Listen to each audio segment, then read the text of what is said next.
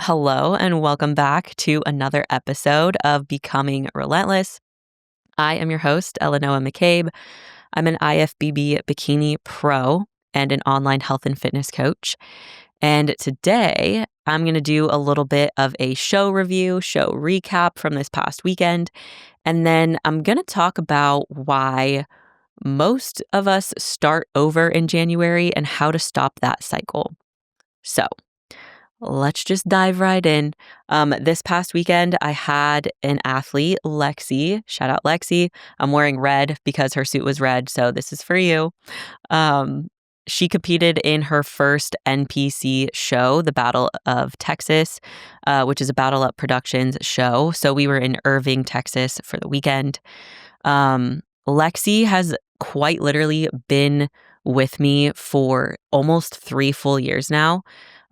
She's been with me through all of my different career transitions as well as all of my different life events. And she's one of the athletes that has never stopped growing. Like she's never stopped pursuing continuous learning, growth, evolution. And something that I really admire about her is her mindset and also how strong she is in her faith. So Lexi's in the military and she was living overseas. And when we started her prep, she actually moved countries. So, well, we had started prep and then it was like a little bit in the middle of her prep. She moved. She works incredibly long shifts. She used to work overnight shifts. Luckily, she did get switched to day, like during the prep as well. But still, they were like 12, 13, 14-hour shifts. Plus, her commute to the gym was like an hour. There was just a lot within her prep that I think most people would have given up on. And so I'm incredibly, incredibly proud of her. And I just wanted to shout her out. I know she listens to the podcast. And if you guys aren't already, like, go check her out on Instagram, Lexi Ducharme. I've tagged her in my most recent post, but she genuinely is one of the sweetest people. She's always looking out for other people. She always wants to help. She always wants to learn. And she brings that energy into our community and into like the coaching, our coaching. And I'm very grateful for it. The show for us, it honestly was a really good show. We didn't get the placings that we wanted, but also at the end of the day, I don't really think it's about placing.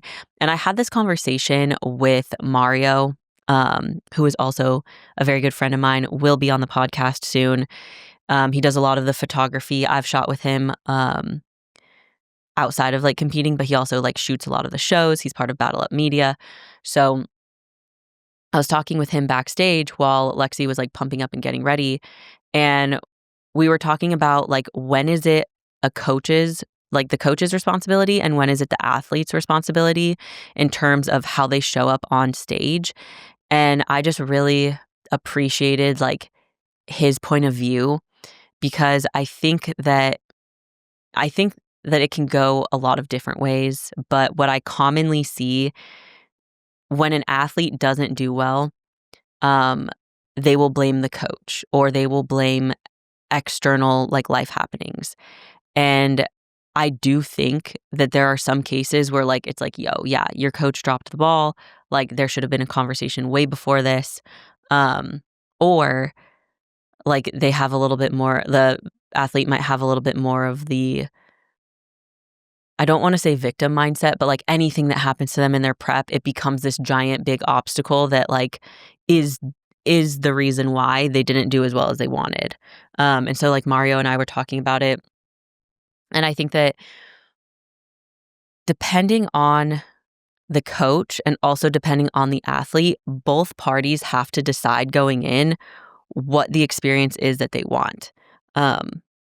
And I think with Lexi and I, like a very long time ago, because we've been working together for so long, we both decided that we want her to be competitive. Like I want her to be competitive. She wants to be competitive. Her goal is to go pro.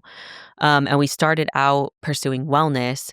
But this last year, I was kind of like, I think we can pursue wellness, but it would take a lot longer for her to build a truly competitive pro wellness physique versus a competitive bikini physique.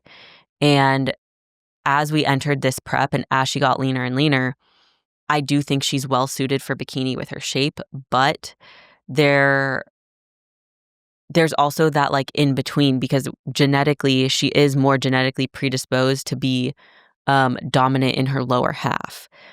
And it just made me laugh because my friend Kate was on the podcast a couple weeks ago. We were also talking, and like I kind of feel like sometimes I'm too small for bikini, but I'm too big for fit model. And it's like, yes, I could go into fit model, but number one, I would lose my pro card, so I'd be competing in NPC fit model, which wouldn't be the worst thing in the world, but I worked really hard to go pro as a bikini girl, so I'm not eager to just like let that go. And maybe that's an ego thing, like maybe that's something that I need to reflect on, but I was like, I don't know. I don't really want to go back down to the NPC and like compete as a fit model NPC girl and do that whole thing. Maybe I'll change my mind next year, but as of right now, that doesn't sound like something I want to do. But then on the flip side, like I need to grow a lot to be competitive as a pro bikini girl. I'm like, I don't know if I necessarily want to grow or push growth, because I don't want to push PEDs anymore. Like I'm over it. I'm done. This can be a different podcast because I don't want to go too far off track, but the older I get and the more that I want to have a family like of my own, the less I want to risk that by using PEDs to compete. And I think that there are benefits to PEDs as far as keeping you healthy through a prep. And I think that there is a right way to go about it. But I think that I have had coaches that did not go the right way about it. And there were times where my health was very compromised because of the coaching that I was receiving and the amount of substances that I was on. And so I guess as I move forward, what I'm trying to say, I'll just say it simply, is like, I don't really want to push drugs anymore. Like I want to take the time to grow a competitive bikini physique.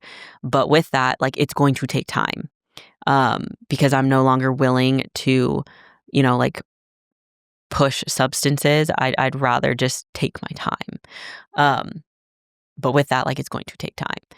And so that is like a very similar conversation that I had with Lexi. And it's like, I feel like within bodybuilding, like especially with the women's divisions, we're coming out with these new divisions, fit model, bikini, wellness. And still, it doesn't always feel like we can fit, if that makes sense. Like, I feel like I'm in between fit model and bikini. I feel like Lexi is in between bikini and wellness. Like, I feel like Kate felt the same way, where she competed in bikini, she went down to fit model, and then they told her like her quads were too big at her first show. And granted, like you can streamline those things, then that's like an easy fix. But I just think it's funny we keep adding these divisions and we still kind of feel like caught in the in between. But anyways, for Lexi's show, the Battle of Texas, what a show. What a show. Let me just say, Battle Up Productions, like they go big and they make sure that like the stage is great, the photo quality is great.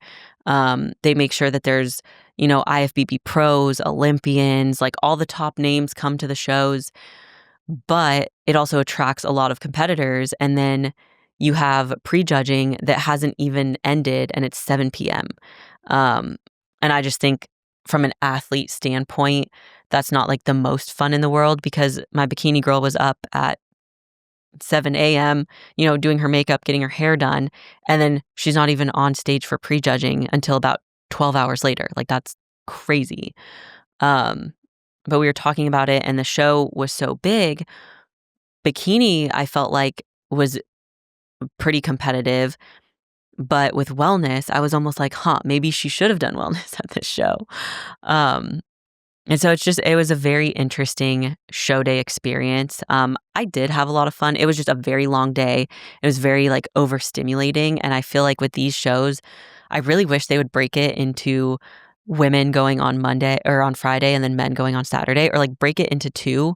I know that makes it more expensive for the promoter, because then they have to have the venue for 2 days, and I'm sure like the vendors that come, like it would just be more expensive. But at the same time, like if you have 700 athletes competing at one show, split it into 2 days so that the athletes and the judges and the people working the show just have like a better experience and it's not as long of a day. But all in all, really good show. It was very clear to me, like there was very competitive athletes there who I think were warming up for nationals, and then it was like everybody else. So it was a very interesting mix.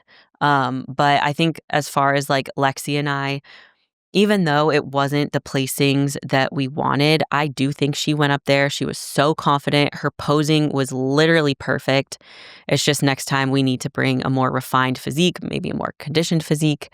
And we're also going to take a lot of time off just because this prep was a grind. There were a lot of things in her life that were happening, and then her environment is not conducive or supportive to bodybuilding. So we talked about that as well. Like, let's wait until she's in a better environment because it will affect your prep experience. So we're going to take the year. I think we are going to reverse. We'll probably go through a little bit of a maintenance phase, and then we'll look at just packing on the muscle, packing on the density. So yeah, that is my little show recap, a little rambling about what I'm thinking about the shows in the industry so far. Next week, so when you guys hear this, Friday and Saturday is the national championships in Dallas again at the Irving Convention Center. So I think I'll be there on Friday to support my girl Kate. She'll be competing in Fit Model, going for her pro card. So everybody, send her all your good vibes, good thoughts, wishes, hopes, dreams, all of the things. And then that's the last of the season. Like that's the last show of the season, really. So I think it'll be a really good way to wrap up the year. And I'm very excited for that. So if you're going to nationals, I'll only be there on Friday. Find me, DM me on Instagram. Let's connect. Let's talk. Let's chat. I love meeting you guys, especially like at bodybuilding shows, because this is what we're passionate about. This is what we're here for. So if you're at nationals, come find me, come see me. And then let's get into it. So the topic for today, I wanted to talk about why most people start over in January and how we can just stop that cycle. So this is a pattern that I've noticed every single year on Instagram, in my coaching inbox, in the gym. And it's just something that I continuously see year after year. So we're going to talk about it. January hits and suddenly everybody becomes like a fresh start version of themselves, like new diet, new workout plan, a new planner, new intentions, like just new. This time I'm locking in, like we're locking in. It's serious this time. And then February rolls around and it's like crickets. So today I'm not getting into like, here's how to be motivated for the new year. Like I'm not doing a pep talk. I want to talk about the truth about why most of us start over in January, and more importantly, how we can stop that. And if you have goals that you want to set, don't just wait for the new year. Don't just wait for Monday. Like, what is stopping you from starting now? And that doesn't mean overhaul your whole life overnight. It just means like, what are you looking to achieve and accomplish? Like, what's that new goal? What can you do about it now? Because you're not going to be struggling in February, March, April because you're like lazy or weak or undisciplined. You're going to be struggling because you don't have a system in place. If you have a goal or an intention, but you don't have a plan on how to execute it and you don't take any forward steps to change, then it is just that. It's just a dream. It's not going to just automatically happen. So I guess the first thing, and it sounds like common sense, but I want to reiterate it. You are not wired to magically become a different human on January 1st. There's a psychological phenomenon. It's called temporal landmark. Basically, this is where humans love clean slates. So we love birthdays, Mondays, the first of the month, and especially a brand new year. It gives us that illusion of possibility. And that illusion feels amazing up until real life sets in, right? So I kind of feel like most people use January as a way to make up for November and December. We had too much good food, too much chaos, too much pressure, too many holidays, too many running back and forth, just followed by this feeling of like guilt and the false belief that the solution is to overhaul everything, fresh slate, like lock in, summer shred, all of those things. And there's nothing wrong with that, but what I'm trying to get you to see is start now. Like there's nothing stopping you from starting your wheels now, getting some momentum now, so that when January hits, you've already made some changes. You've already got a little bit of that momentum. I feel like culturally what I see is there's a lot of overwhelm, there's a lot of guilt, and then that turns into setting resolutions, trying to overhaul everything, burning out, and then repeating. It's just one big cycle. You get overwhelmed, you feel guilty that you're dropping the ball, you set a new intention, you burn out on it because there's no systems, there's no support, there's no change in place, and then it just repeats. You cannot out-discipline a psychological loop. Like, there are people who have massive amounts of willpower. Even they cannot out-discipline this. What you can do is replace this cycle with something more sustainable. So let's just be like very honest with each other right now. What a lot of us think that we need is motivation. I hear it all the time.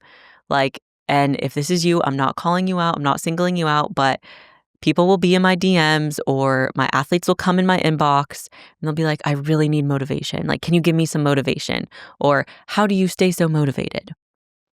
First of all, I am not motivated 100% of the time. In fact, I would say I'm probably pretty lazy naturally. But what I've done is I've built a lot of discipline, structure, and habits and routines that don't allow me to lean into my laziness.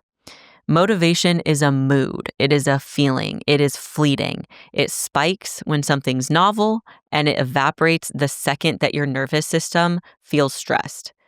If motivation was reliable, every single gym membership purchased in January would still be in use by April. But we all know that that's not the case.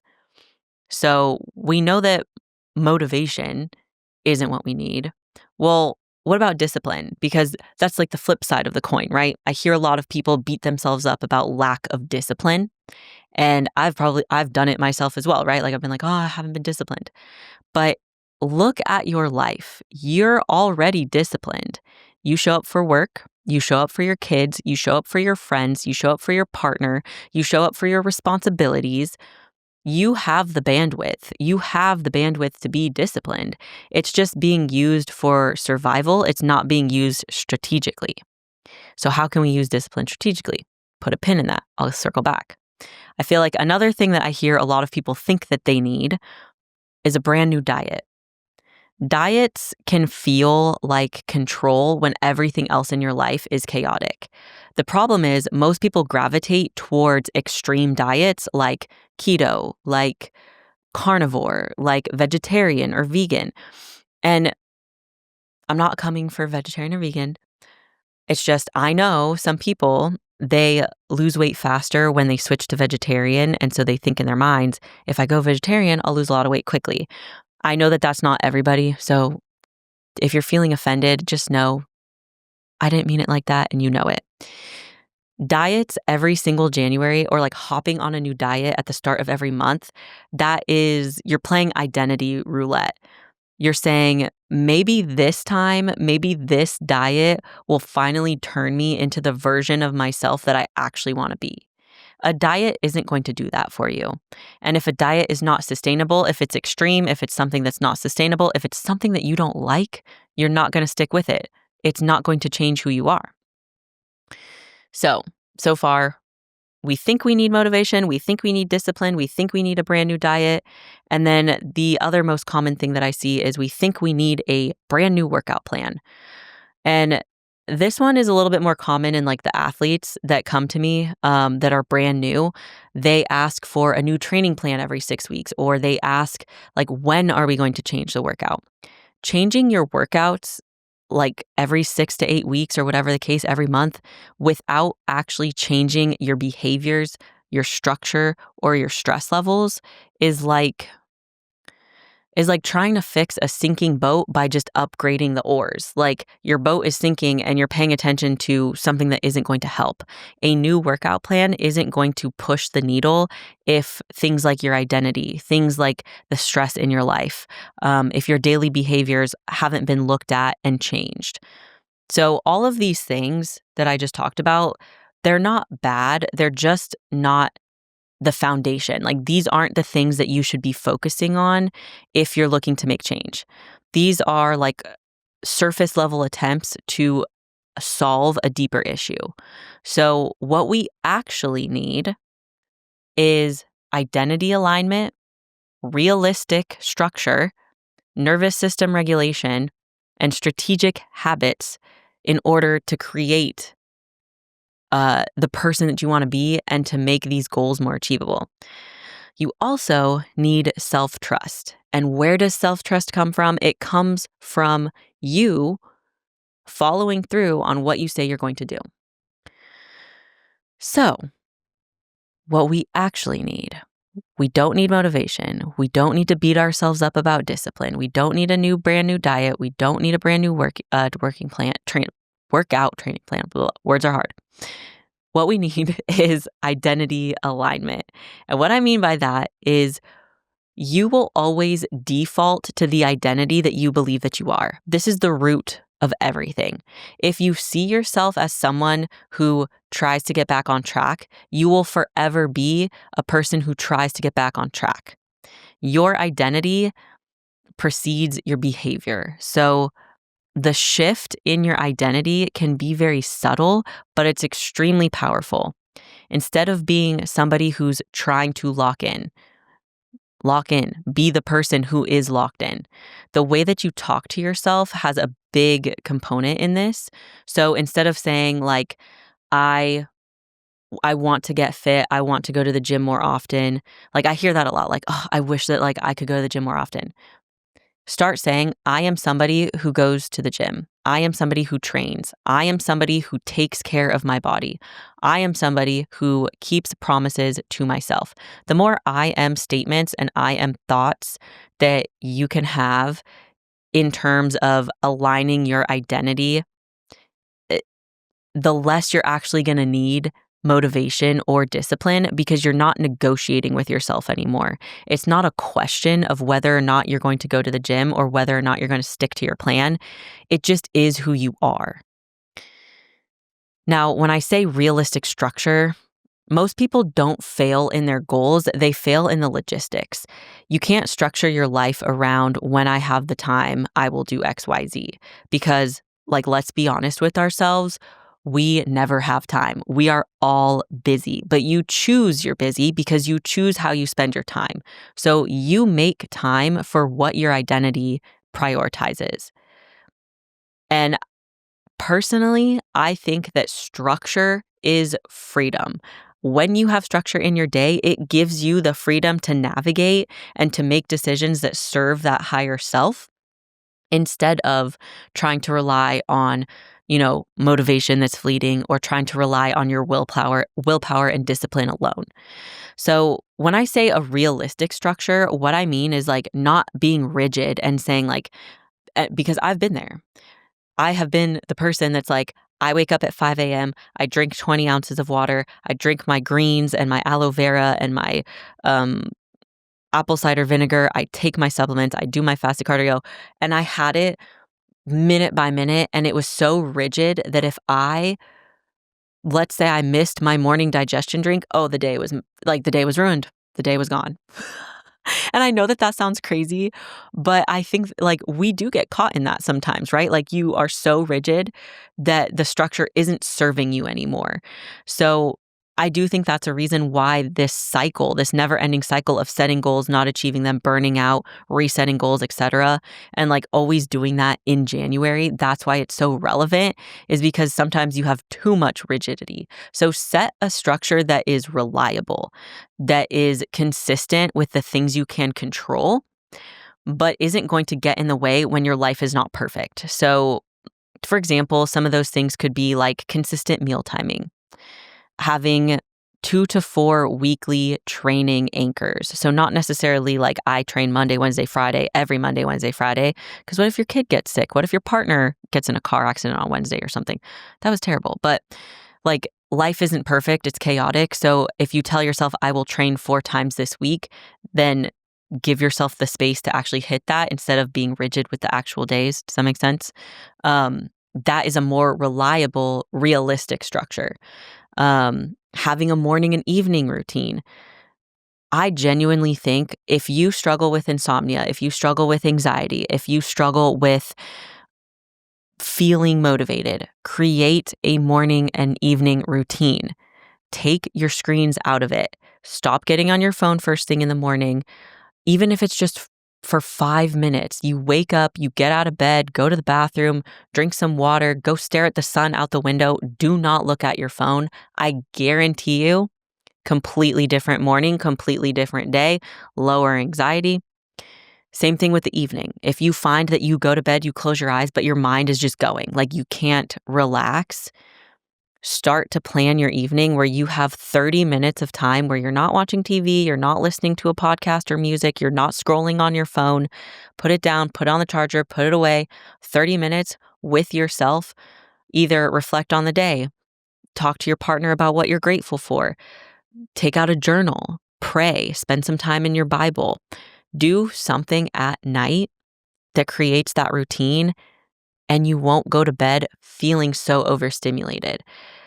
Those things, those little things, those little structural things that you can do, it's going to create such better habits, and it's going to create a lifestyle that supports the goals that you're trying to achieve. Okay. I gotta go a little bit faster because I'm running out of time here. The other ones that I wanted to talk about were nervous system regulation, being strategic with your habits, and then self-trust. So nervous system regulation, this is the missing piece in almost everybody's journey. And I can say that with so much confidence and conviction because I still struggle with it. I'm still working on it, and I've known about this for years. I've helped others get to a place where they can regulate their nervous system almost like instantaneously. They know like, oop, I'm stressed, and they have a way to relieve that. I've built in that self-awareness with them. Most people don't have that. Your body does not care about your goals if it feels like you're under threat. So chronic stress from dieting, chronic stress from overeating, undereating, from perfectionism, not getting enough sleep, having a chaotic life, not having a plan in place day to day, all of these things push your nervous system into survival mode. So when your nervous system is dysregulated, you're going to see cravings spike, hunger cues are going to get weird, you're going to be more hungry, less hungry, not hungry. You're going to feel all or nothing. You'll probably start to self-sabotage pretty autopilot, like pretty regularly, and consistency starts to feel impossible. We don't need more intensity. We need more stability. So nervous system regulation, that looks like breathing, slowing down, giving yourself some margin. So not just like being back to back to back to back within your days, taking breaks. That is so important. Even when you're working. Yes, I know we get locked in. Trust me, I've been at my computer for hours, locked in, flow state. Take breaks. Your brain will perform so much better. Even if it's just like 2 minutes, you get up, walk around your house, take a sip of water, sit back down. That is going to make all the difference in the world. Making sure that you're eating enough, that you're eating well. I know that none of these are sexy, like they're not fun fixes, but they are very effective. Same thing with your habits. So your habits have to align with your identity and your actual life that you're trying to build. So I'm not talking about like the random wellness hacks that you see on Instagram, like drink warm lemon water or read 10 pages a day. Like I'm talking about actual habits that move the needle that most people are missing that you can do for free. Get 7 to 8 hours of sleep. That's a habit that will serve you well for the rest of your life. Get 8,000 steps a day. Even if that's walking around your house. If you work at home, I know it's hard to get steps. Be intentional about it. Be ineffective. Like walk back and forth from your laundry room to your bedroom. Take your groceries in and out like one bag at a time. I know it's annoying, but you're getting steps. It's going to help with your longevity. The biggest thing I would say is with habits to make sure that they stick is ask yourself, can I do this on my worst day? So if you're having a terrible day, if the answer is no, that habit that you're trying to establish is probably too big. So kind of like take it down a step. But the habits that you have, the systems that you create in place, that is what's actually going to help when you're trying not to start over like every month, every January, every quarter, whatever it is. Instead of starting over all the time, like let's break that cycle and let's continuously be progressing. Okay. So I think I've talked a lot about like what I've seen with the extremes. What I'll leave you with is you need to build a system that works in your life. So the plan that you have in place for your life, it needs to survive bad weeks. It needs to survive stress, emotional seasons, work chaos, holidays, and real responsibilities. Because if the system that you have in place collapses the moment that life gets messy, it's not a sustainable system. I would also encourage everybody to adopt the everyday athlete mindset. So it doesn't mean being a competitor. It just means treating your health like a year-round identity, not a seasonal project. So instead of every January trying to work on your health, let's just work on your health continuously throughout the year, over and over. An everyday athlete is somebody who cares about their health and doesn't just wait for January, doesn't just wait for the next Monday. They stay in motion trying to make forward progress all year round. And that doesn't mean you have to be perfect, but it just means continuously trying and showing up for yourself and treating your health like a year-round project. Like integrate your health as part of your identity. You are somebody who is healthy. You are somebody who takes care of themselves year round, not just starting in January.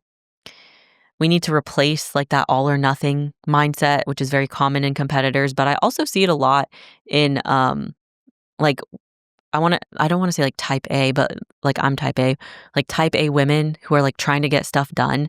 We tend to fall into the all or nothing because it's very comfortable to be in that extreme. Your worst day matters more than your best day. When you have a great day and it's really easy, of course you're going to crush it. You're going to crush your steps, your water, the gym, the sleep, like everything on that day was perfect. Like, yeah, of course that's going to feel really good. But on your worst day, can the system that you have in place support that?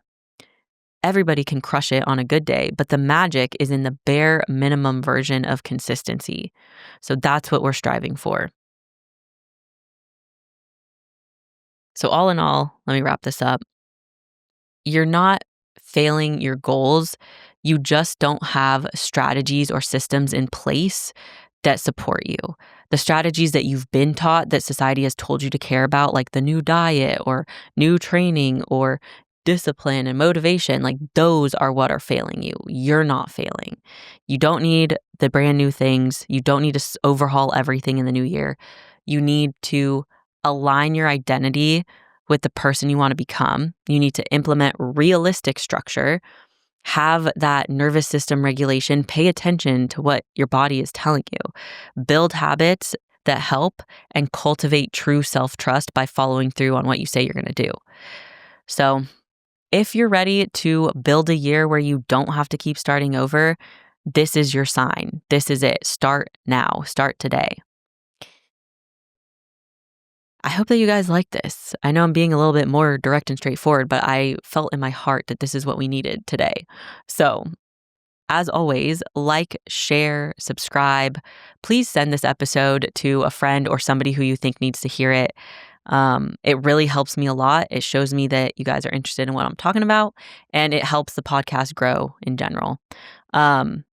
And if you want coaching that actually supports your life, not just like the highlight reel, shoot me a message. I am taking new clients and I would love to work with you, especially if you've been listening to the podcast and you feel like you resonate. like, let's talk. Book a consult call. Let's see if we fit. Let's see if we align. If not, no hard feelings. But I am looking for more athletes, and I would love to help you. Thank you guys so much for tuning in. I really appreciate it. I'm very grateful to have all of you here. I hope that you are having a lovely holiday season. If you've got some goals on your heart that you wanted to start in 2026, I challenge you to start taking steps towards starting them now.